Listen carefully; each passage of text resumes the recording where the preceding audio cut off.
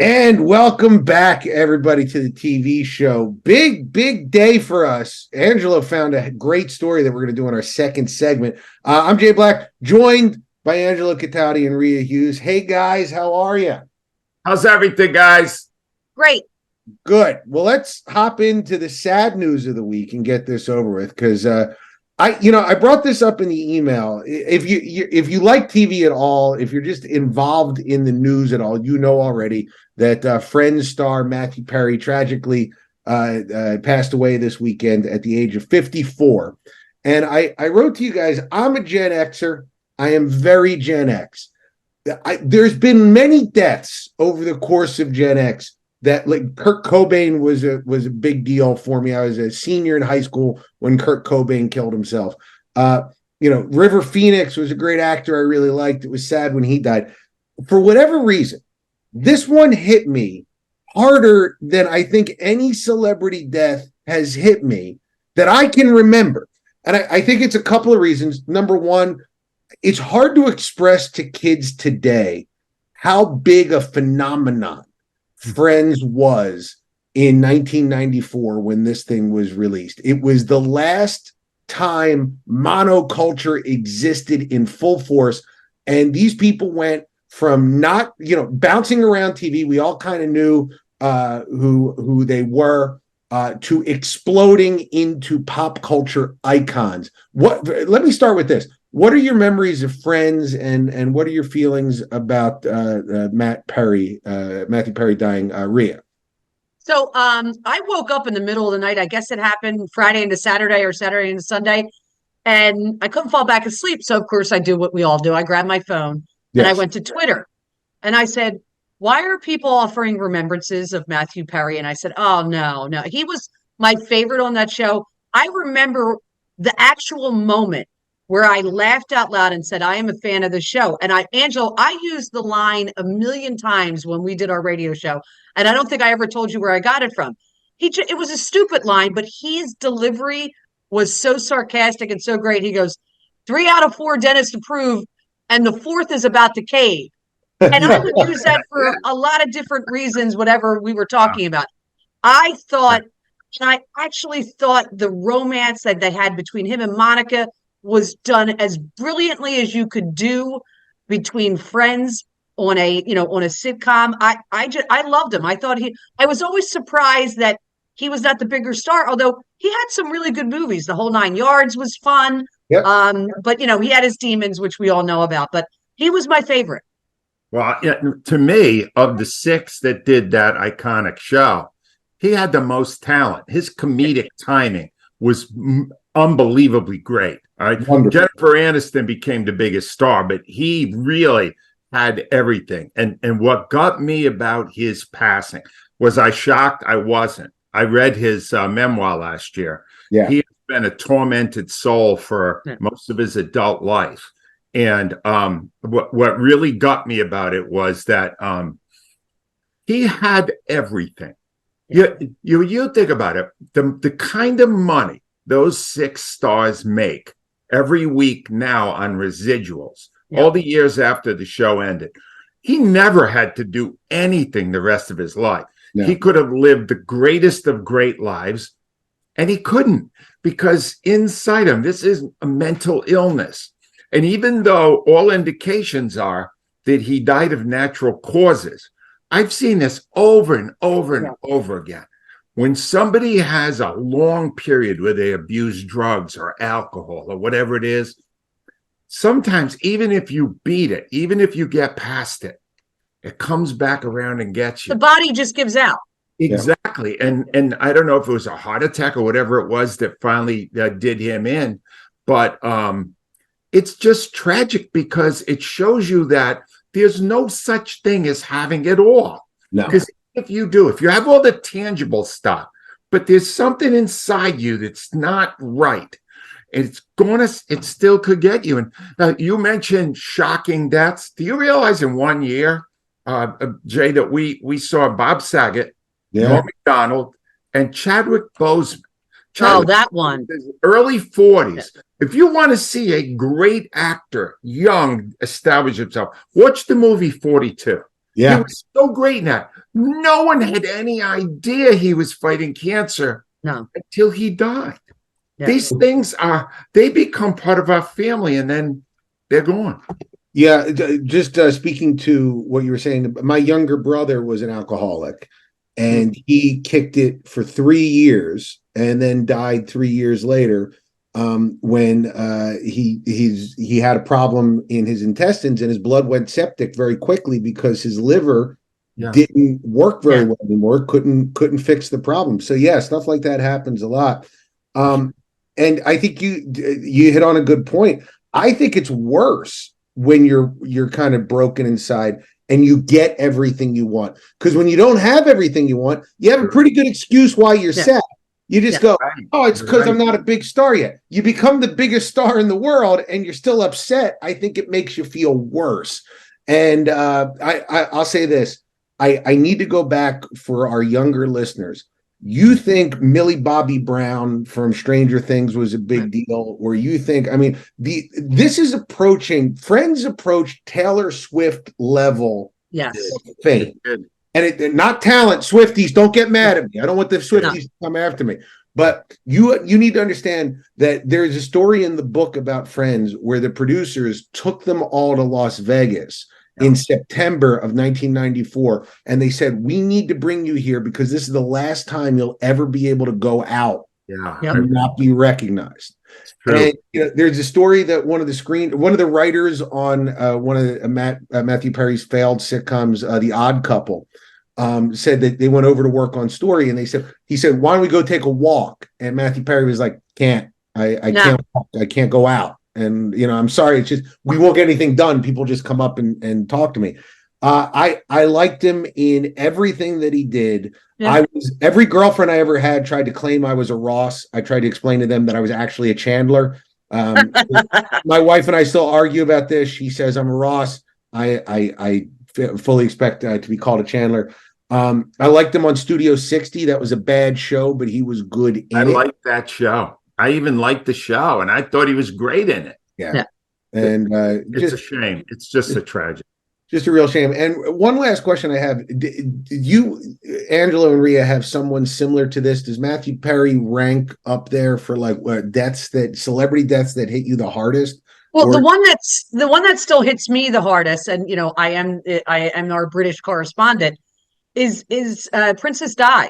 And that one I still remember. I think that I had an Eagles game up at the Meadowlands, and it was back when we still had newspaper boxes, and I left. I was out late the night before. I ran out and I ran in to grab a coffee, and I remember I stood there and I was like, "What?" Like, I was so stunned by it. And because I think history's repeating itself with her son, Prince Harry. And now that everything I know that the royal family did to her, she was so beautiful and so vibrant and people loved her. And that one still bothers me to this day. And I think it's like 30 something years later. And I'll give you mine. It's not TV, it's sports. I was on, this is actually in my book, Loud, which is now available at angelocataldi.com. Got to get the plug-in. Jerome Brown. Oh my God. Jerome. I was on a bus coming from Milwaukee to Chicago. We were doing a trip of the Midwest ballparks, 1993. And the word somebody heard on a transistor radio, this was before cell phones, that Jerome Brown had died. And these were all Eagle fans, Phillies fans. We were doing Phillies games. The crying, to see the impact a famous person had on other people was just, I'll never forget it. I can't get the thought out of my head now because they loved him. They adopted him. He was part of who they were. And then he was gone. And even when the word came out that he had been driving recklessly, there was an innocent victim and his nephew who died. There was still such a sense of loss that Jerome Brown had passed away at such a young age in the middle of his career. And that's the one, man. Celebrities dying, they leave a major imprint on the people that love them. Yeah. And just, if I could just say this to the people on Twitter that were like, well, what do you care? Who are they to you? Thousands of people die every day. You are scum and need to stop They make an impact in your life. You appreciate their work, and then you're sad when they're gone. Stop with this. Yes, I'm sure you've had deaths in your family that were very painful. I didn't know those people, so I'm going to focus on people that I did know, and I'm sorry that upset you, Twitter scum. Now, let's move on to another scummy thing. Angelo, you sent me this article, and I forwarded it along to you, Rhea. Yeah.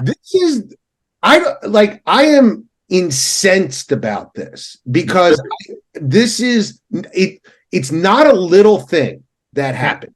We cannot have people doing this who are purported to be news organizations. I'll tell you a story. Dame Lillard had an interview that was tweeted out that was supposed to be he was in his jersey that he's currently wearing for the team that he got traded. I mean, he went to the Bucks, so he's now a Buck and he's not a Blazer anymore. Then they played the Sixers in the opener and they beat the Sixers, and he was the star of the game, and ESPN did not have any video of him discussing his move to Milwaukee. That's what set up this clip that they sent out. Now, why don't you tell them what ESPN did with the clip, Jay? They took a clip from 2020 that he did during the NBA bubble during COVID, and they took the soundbite and then digitally altered his jersey to be the one that he's wearing currently and not the one that he was wearing in 2020, and then tweeted it out as if it were an interview that they did just recently instead of 3 years ago. Right. Let me get a couple things in here. Number one, absurd, outrageous that you would try something like that. Get the guy to talk about it, and I'm sure he'll talk about what it's like to be in Milwaukee where he wanted to be. Here's the real problem. It's the statement issued by ESPN after the fact. Listen to this and tell me if this isn't corporate BS to the max, all right? We occasionally look to connect sports moments of the past with contemporary imagery and storylines as part of our social content. While it was never our intention to misrepresent anything for fans, we recognize how this incident caused confusion. If it was not your intention to misrepresent, why did you change his uniform to Milwaukee? Right. You are misrepresent. That is the definition of misrepresentation. It's even worse. It's even worse what they did. They didn't just misrepresent the fact that, he didn't do this in a Bucks uniform. That interview never aired on ESPN. It aired on TNT. Yeah. Right. They changed the logo on the mics. So in my essence, they plagiarized an interview that they never did. So to me, if I'm TNT, I'm like going, I'm suing, but it's basically they were lazy. I mean, let's just be honest. Yeah. What this was lazy. And they thought no one would notice, except in this day and age, people notice everything. It's available on internet. They digitally removed the reporter who did the they digitally this just shows you that when you're looking at something now, it might not be real. That they can do whatever they want with this stuff. And ESPN, I just shame on them. They do so many things now that are stupid. They're already in serious decline. Yep. Now you're going to mess with your credibility. No, I got to just tell you, I am disgusted with ESPN, and this latest thing is next level. This is outrageous, and the lie they sent out makes it even worse. 100%. This is wrong. Let's be clear. This is wrong to do if you're a kid who knows how to do video editing. That if you put something out that or I'm doing it as a prank or a social experiment or whatever you want to do. As a news organization, this is criminal. You can't do that. I don't know how the First Amendment works. I'm not a constitutional lawyer, but Fox had to pay $750 million for lying about Dominion. I'm not saying ESPN should have to pay $750 million, but they should have to pay a fine or something. If they're TNT, I go after them for, I don't know, what is it called? Intellectual appropriate. They literally stole an interview and zeroed out their mic. I'm like, that's insane. Right. And don't tell me it didn't air on the network. It was just on your socials. Everything is of a piece if you're a news organization. If the person who runs the New York Times Twitter account starts posting nudes, nobody's going to go like, well, it was only on their social. They're going to be upset at the New York Times, and rightfully so. So this is criminal and terrible, and it should be a bigger story than it is. But I guess it's kind of hard to get people incensed the way they should be sometimes. All right, let's switch to a subject that nobody gets incensed about. They get excited about the most popular segment in all of podcasting. Rhea Hughes' British Corner. What do you got for us this week, Rhea? I am super excited about this show. It's called Troppo. It's Troppo. It's a Australian show, and what Troppo is slang in Australia for when people go crazy in the tropical heat. So they say, you're going Troppo. Instead of you going loco, you're going Troppo. So, and I will tell you this disclaimer, because Angelo, I know how you feel about it. It's on Amazon Freevee. So it does have the commercials, but I had been reading about this show, how good it was. And I said, you know what? There's not a lot of commercials. So I will just say there are commercials. They're not long, so it won't bother you. But it's an Australian mystery set in the outback of Queensland, and it's super hot. I'm not giving anything away about the story. It opens with a tour boat going down a river where they're looking to spot the big alligator, the big one. And a guy in his tighty whities jumps off a dock and commits suicide by crocodile. I am not lying to you. That's what I said, suicide by crocodile. It's very gory. I will just let you know, if you want to kind of be prepared and turn your eyes away, it's pretty gory, but this crocodile is kind of integral to the whole story. So basically, it's about two detectives, or private investigator, Amanda, and then a former cop, Ted. He's actually an American, so that was kind of interesting. They're investigating the disappearance of a Korean family man at the behest of his wife. He's just gone missing. Very high tech guy. They had a lot of money. And it's a different kind of police procedural in that, you always get the duo, the guy's the hard ass ones. The woman, the private detective, Amanda, shaved head, tattoos all over. She's a real hard ass. Ted is like the sensitive one. Early on, he adopts a goose and, her little babies and takes care of him. He's a little bit more sensitive. Both are carrying a tremendous amount of baggage, which adds to the story. But it's 8 episodes. I am 4 episodes in, and I love it. I absolutely love it. So it's called Troppo on Amazon Freevee.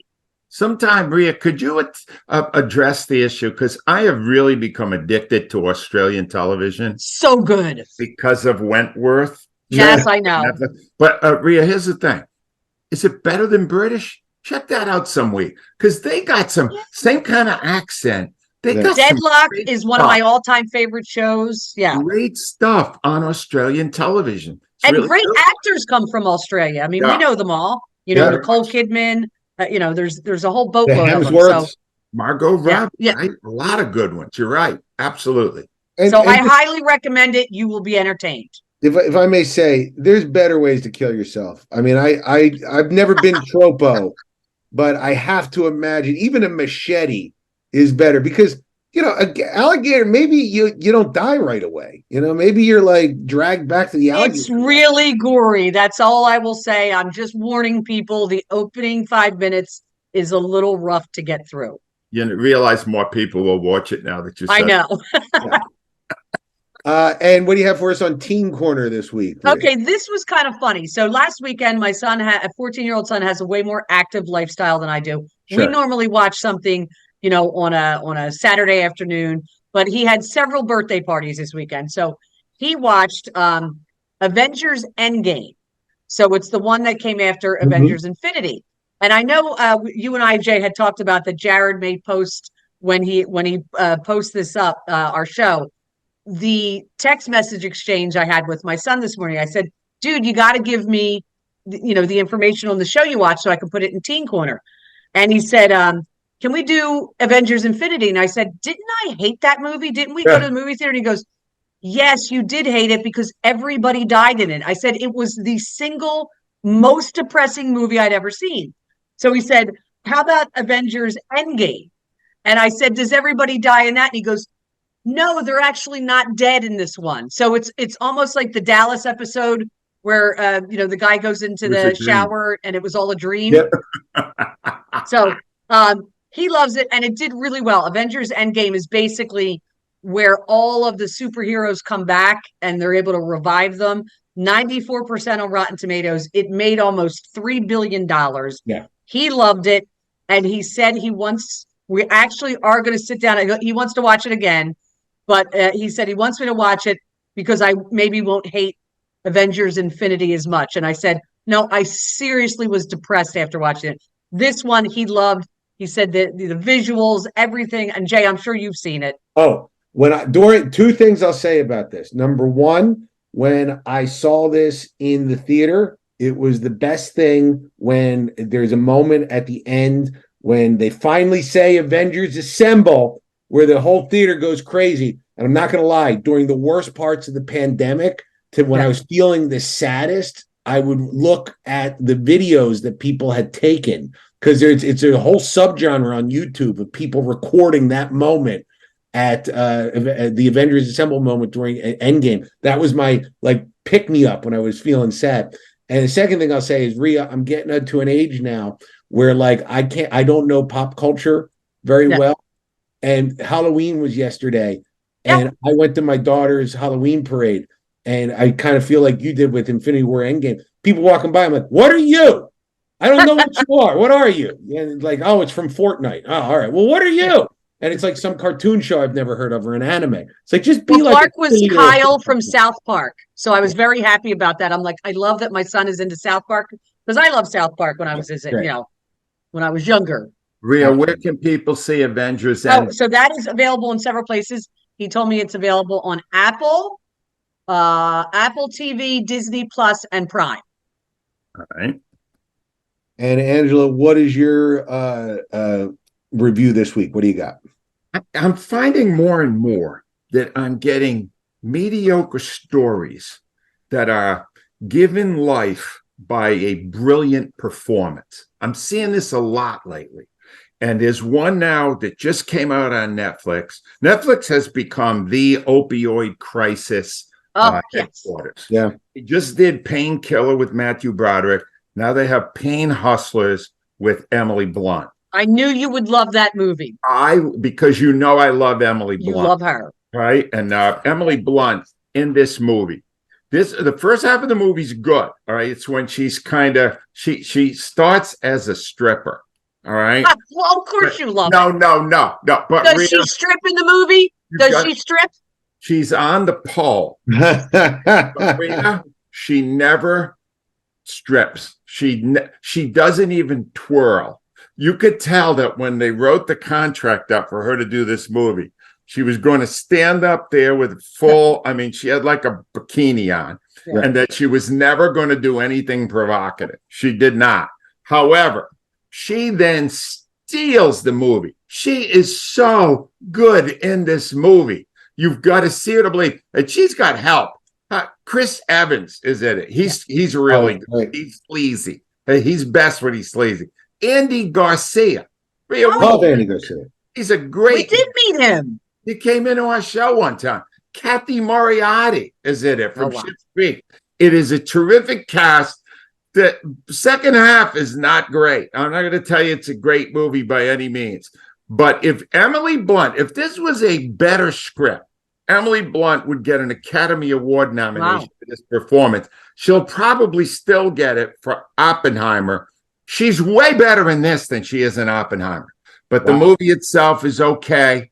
You want to see a great performance, you watch Emily Blunt in Pain Hustlers on Netflix. Is Angelo, just plot-wise, is it a retelling of the Sacklers, or is this sort of like a street level? Different story. It's a different aspect of it.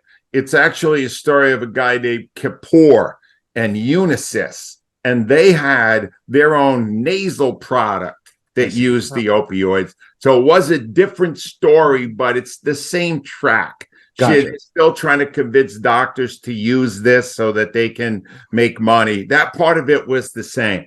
But she ate this thing up. She was great. She eats up everything she's in. Has she ever been bad in anything? No. No. Is she the one married to the office guy, John Krasinski? Yes, John Krasinski.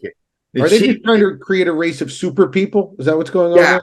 I don't know. She is really talented, and you will see it in this movie. Yeah. Clark is kind of related to John Krasinski by marriage. Did I ever tell you this? No. So Clark's father's sister is married to John Krasinski's first cousin. I think the mothers are sisters, and they lived in Manhattan. And when he was trying to break in, he basically lived on their couch for like 6 months. Wow. So there you go. If they get invited anywhere, could I be the plus one? I would like to meet Emily. I don't think so. My father's wife, my stepmom, my father's wife, her nephew is Joe Flacco. No way. Still is Joe Flacco. Wow. They don't take that away from you just because he was terrible with the Eagles. And he was coming on and doing great just as my comedy career was starting.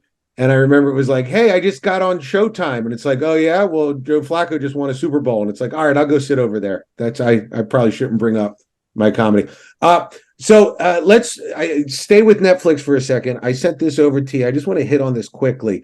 There's two movies that are I consider big movies, but I'm conceiving of them differently because of how they're being released. One is Killers of the Flower Moon, which is the new Martin Scorsese movie that is currently in theaters. Leonardo DiCaprio and Robert De Niro. And I think of this as a theatrical movie. And to my mind, it is a big deal movie, and I cannot wait to see it this weekend. It will go on Apple Plus eventually. They haven't said when. The other movie is The Hitman, which is the new David Fincher movie, which is coming out on Netflix November 10th. Now, they are doing a very cursory release in theaters like Netflix does, where they're just releasing it so it can get its Academy Award eligibility. Mm-hmm. I don't think of that as a theatrical movie. I think of that as a Netflix movie because I don't even know where I can go see it near me, whereas I know where I can see Killers of the Flower Moon. I'm bringing all this up because these are two big movies by two of the biggest directors of our time, and one of them feels like an event and the other feels like a TV movie. And I think I can't get out of the mindset because of when I grew up of TV movies are not as big a deal as theatrical movies. It's just the way it is. And my question to you guys in the email is, do you feel the same way, or are you at the point where it's all content and it doesn't matter if it's good, theatrical TV doesn't matter to you? Angelo, you were shaking your head. It's all content to me now. I've been to the movies 3 times in the last 5 years. Now, wow. The pandemic was part of it. I saw Air, the Air Jordan movie, that was good. Oppenheimer, at your insistence, it was really good. And I saw the one where the great actress was nude. Jennifer Lawrence. Hard feelings. Rhea, stop. I just felt it would be better in a big screen. But no, it's all content to me. In fact, I won't. What I realized with this Scorsese movie that's coming out, I won't even watch it at home because it's too long. I won't watch it. But I watched the trailer to The Hitman or The Killer, whatever I'm not sure what it was called. But anyway. The Killer. Sorry, it was based on a comic book called The Hitman. David Fincher did 7, Fight Club, Mank, Social Network, Benjamin Button. The guy's a machine. Yeah. I will watch him more than I would watch Scorsese, and I will watch The Killer. I think it's going to be really good, and I don't care where it is anymore. If it's great, I might go to the theater, but probably I'll wait till it comes out at home. I'm with Angelo on that. To me, content is content. I watch everything. I only go to the movies with my son. He likes, and if Spider-Man comes out with a new movie, he and I will go to the movies for that because we both love Spider-Man, and that's what we'll do. But otherwise, for me, I enjoy that I'm at home. I'm sitting with my dog. I got a glass of wine. I don't need. I got a big screen TV. I don't have Angelo's 80-inch screen TV, but I'm fine with watching stuff at home. I enjoy it just as much. Do you like, even during a show like this, might you have a glass of wine with you? Yes. Oh, wow.